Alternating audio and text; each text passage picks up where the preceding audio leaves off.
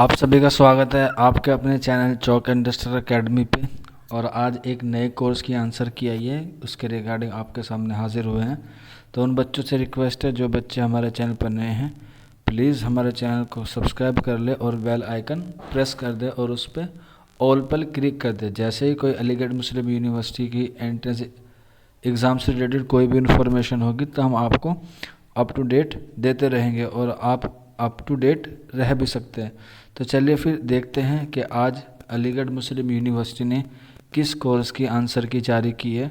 तो चलिए मैं आपको पूरा प्रोसेस बताऊंगा स्टेप बाय स्टेप कि आपको किस तरह से अपनी आंसर की डाउनलोड करनी है। तो चलिए फिर, जैसे ही आप answer key of for developmental test course पे क्लिक करेंगे तो नई स्लाइड खुल के आ जाएगी इस तरह से।